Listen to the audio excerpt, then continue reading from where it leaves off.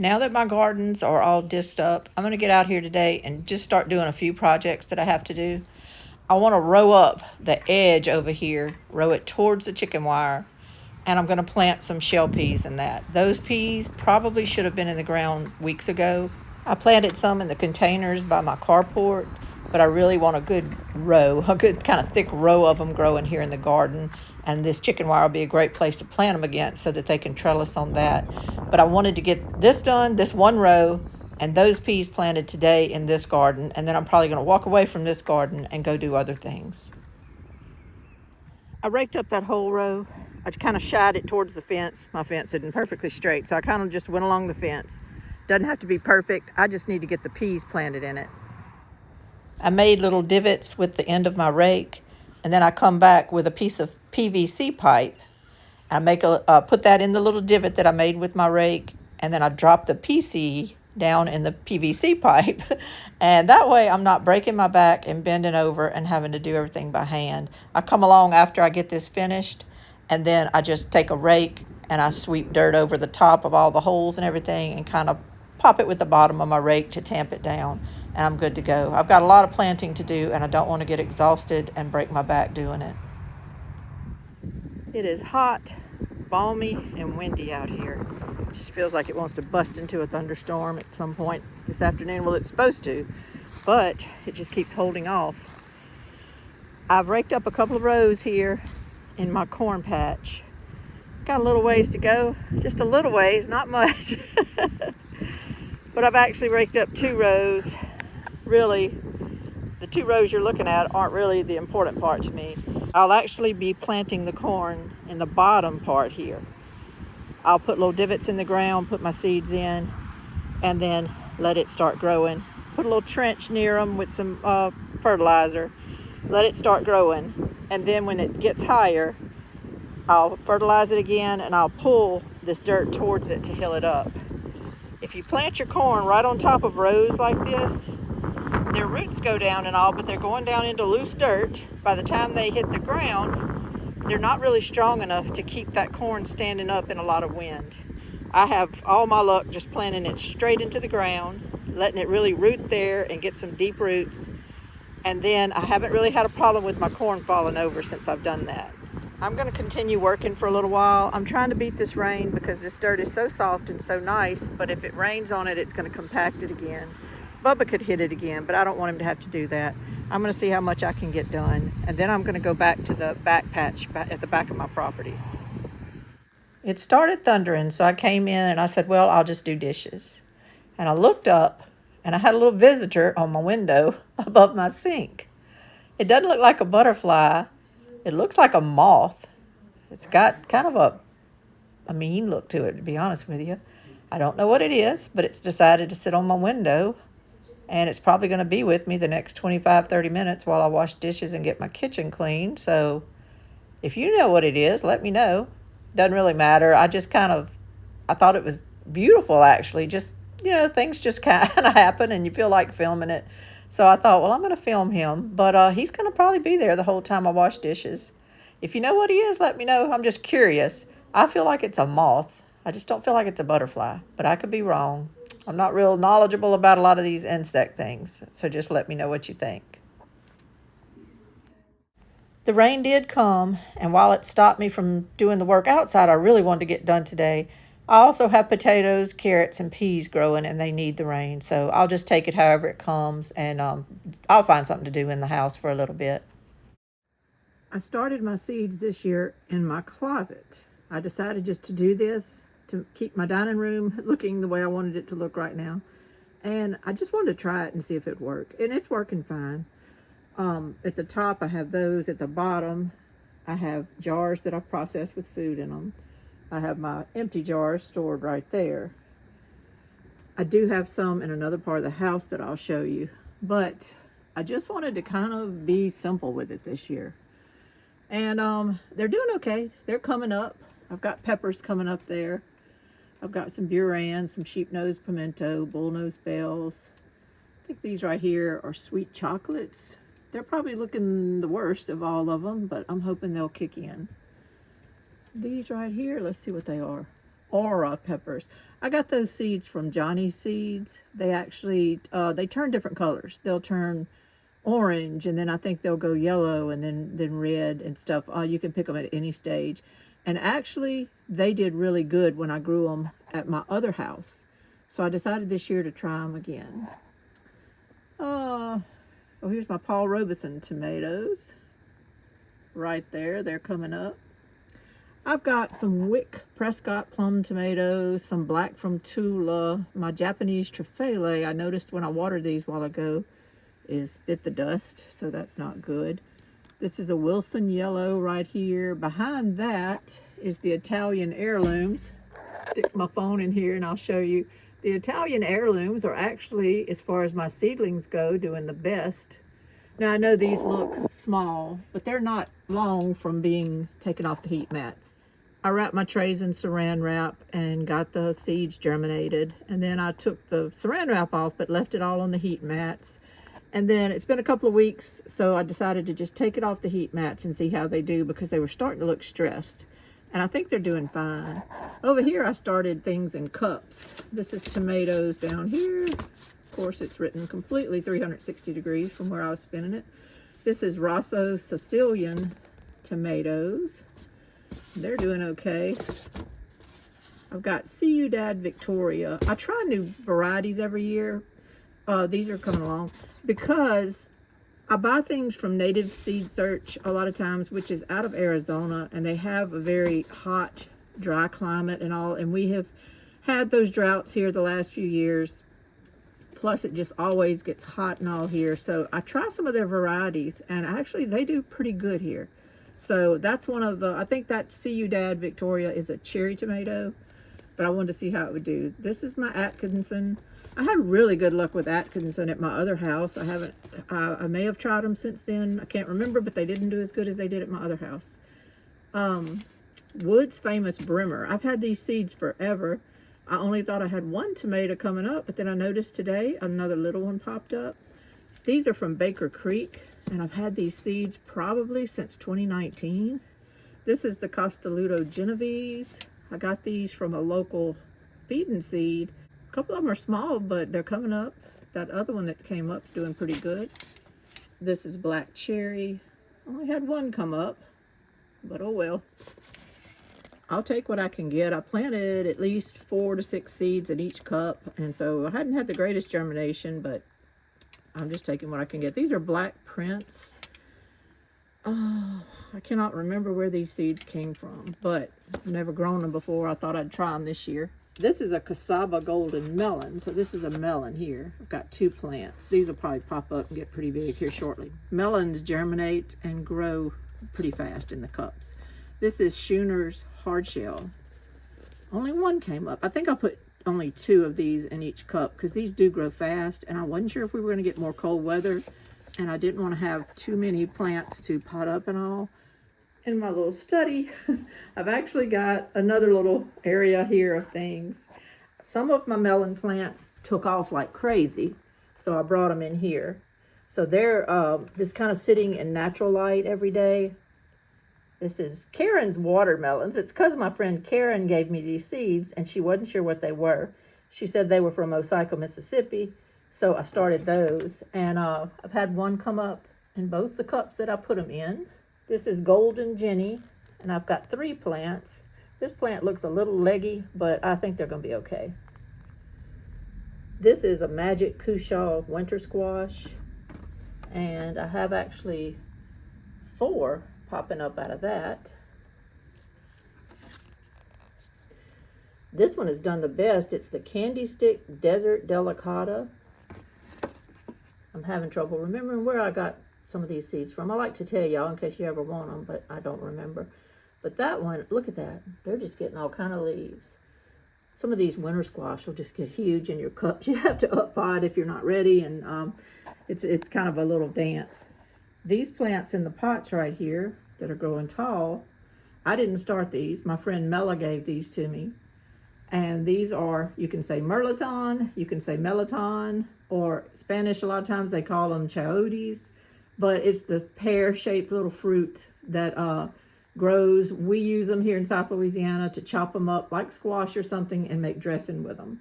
They're really good. You can make like a shrimp and mirliton dressing. It's really good.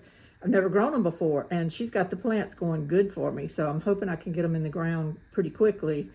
And you trellis them and you let them grow them like a trellis, and I want to get that all up and running here this week and get these things in the ground. It's time. This hasn't germinated yet, but I started some broccoli here. It's kind of late for me to do that. This is my deal she gave me. One of my plants is looking good. I told her on the phone yesterday my other plant's not looking good, but I don't know. I need to get it out in the yard.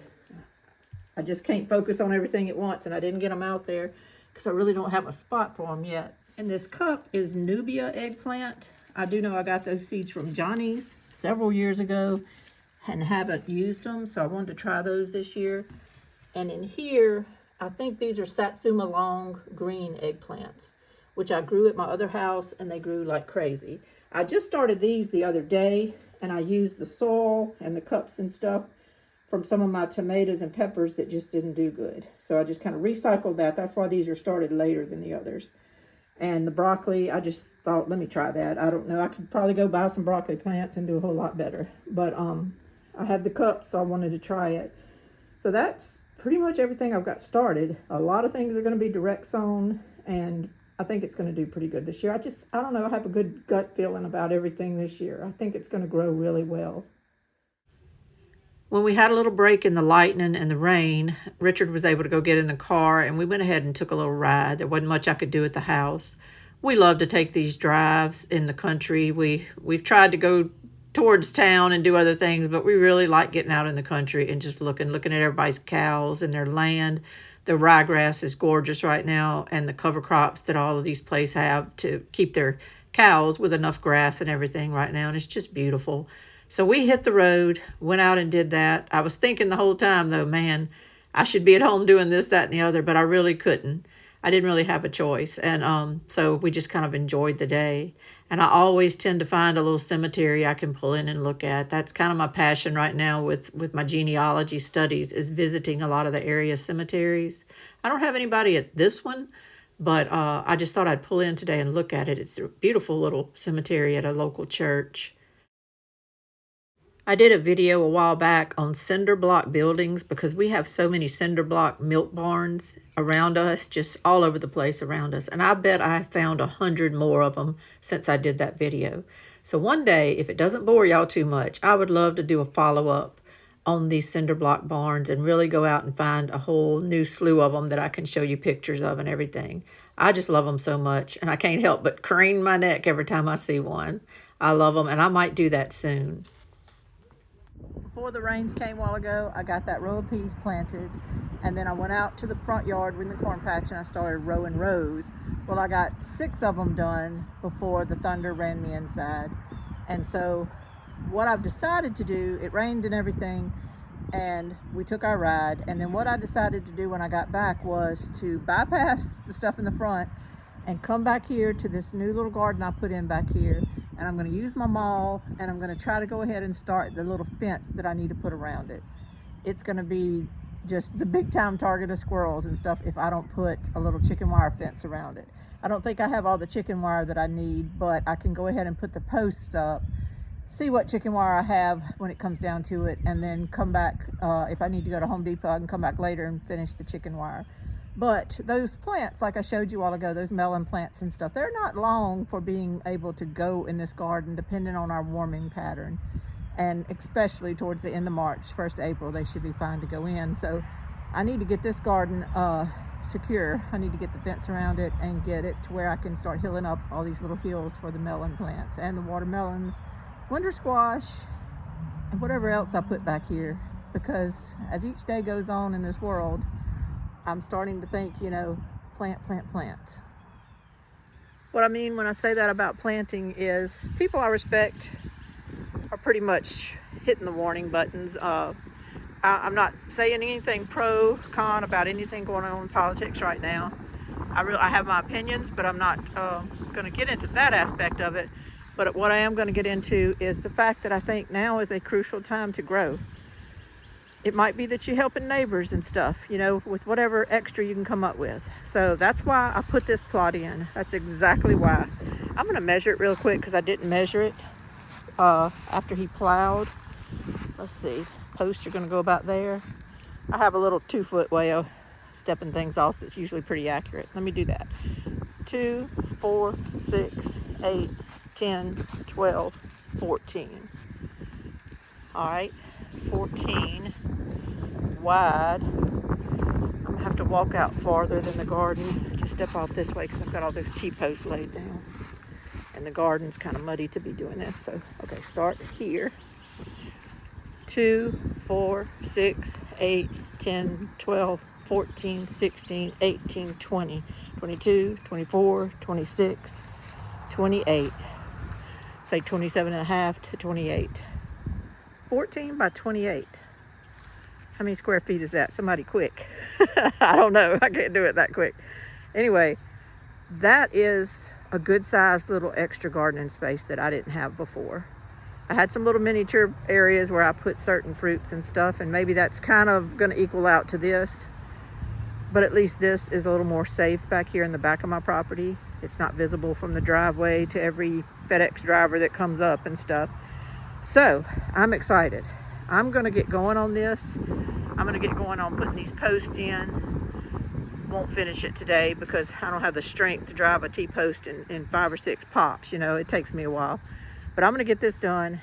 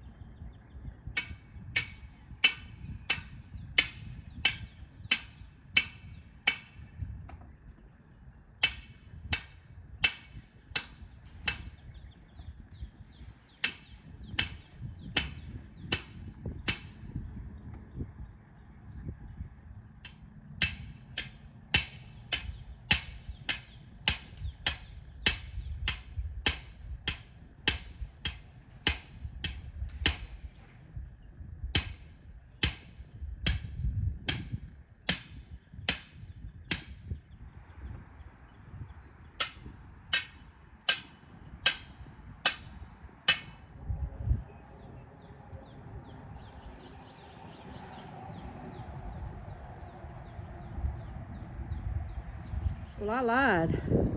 I'm so used to everything going wrong and something happening and roots being in my ground that I did not think I could get this done very quickly. And I got her done. I'm done. Unless y'all see one laying there that I don't see. But I think I'm done. If you want to check me, I think I got them pretty good in line there. Look at there. Let's check this side.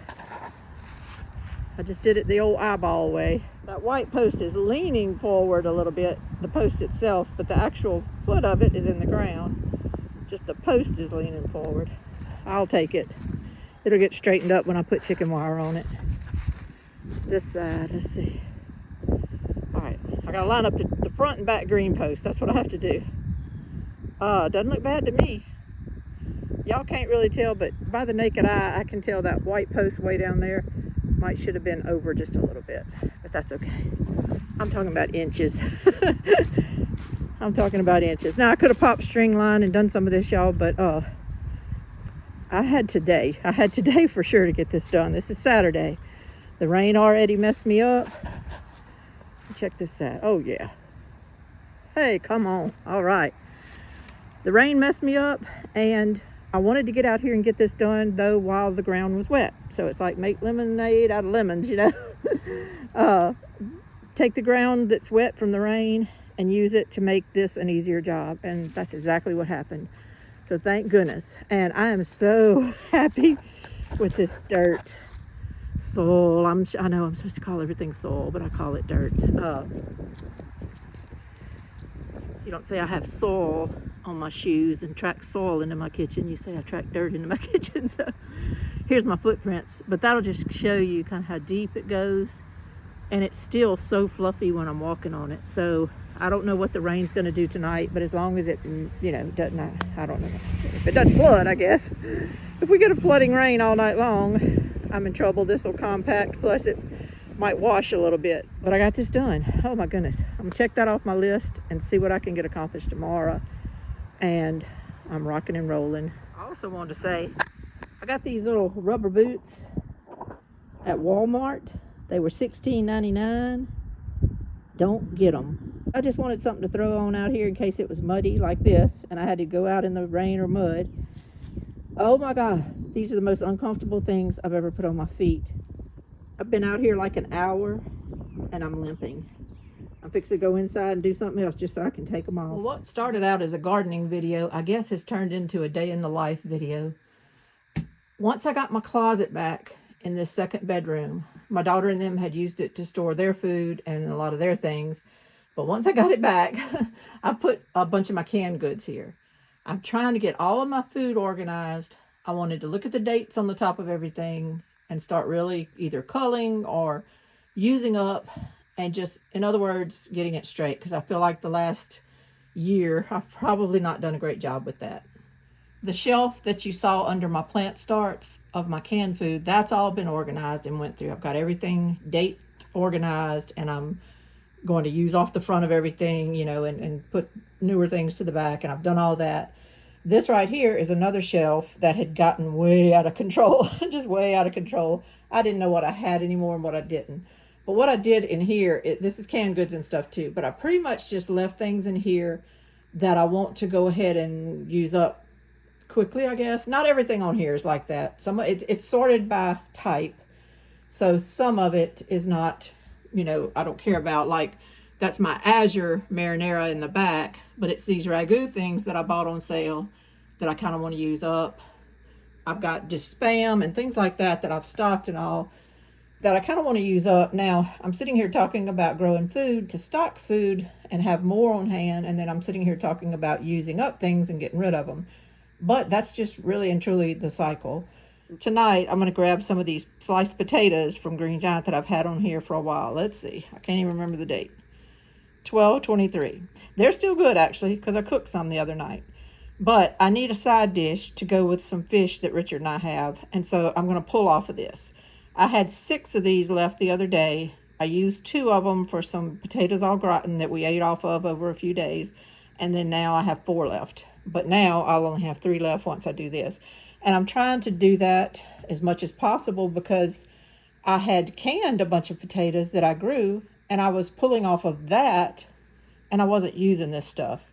So I'm going to start making myself use this up, and then I'll still have those potatoes that I canned, plus I'm growing more potatoes now.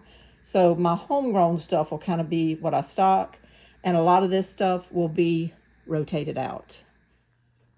All I'm going to do with these potatoes is I melted some butter in a little glass dish.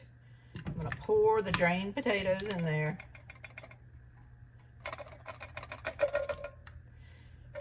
And I'm just going to kind of cut them up a little bit. Just no big deal. The reason I'm doing this is because I'm going to put some onions in there with them. And they'll all be kind of the same size. In other words, you won't have big hunks of potatoes with small onions. Anyway, just roll these potatoes around in there. Get them cut up really good. They're getting into all that butter. Do that. I'm going to go ahead and season them real fast. I'm going to put a little Tony Chachere's, if you have that available to you. Something like that. Just some type of seasoned salt. Put a little Tony Chachere's. I love adobo. I just love adobo. Let's see what's in adobo. Salt, garlic, some type of anti-caking agent, oregano, and turmeric. That's not bad. I'll take it. I love this Goya adobo. I'm going to sprinkle some of that on there. Both of those have a little salt in it, but you know how potatoes can be. I'm going to throw a little more salt in there. Plus my onions are going to soak up some of that. Anyway, I just kind of diced up an onion. I didn't do it real small. You don't have to have it small. I kind of like bigger pieces with something like this. Throw the onions in there. And then I'm just going to use my knife, kind of toss it all up in there. Got a potato that didn't get cut. He's getting cut now. And it's another one that didn't get cut. They're getting cut now. Toss all this up in here. And that's going to be our side dish tonight. I'm going to put it in the oven at 350, and I have no idea how long it cooks. The potatoes are basically done. You could have just heated them up, but I'm going to put them in the oven, let these onions get a little soft and mellow, let that butter do its number on everything, let the seasoning sit through there. Okay, I'm going to put them in the oven at 350. It's 5 after 5 this evening. I'll just let you know how long it takes until I'm happy with them, and I'll pull them out.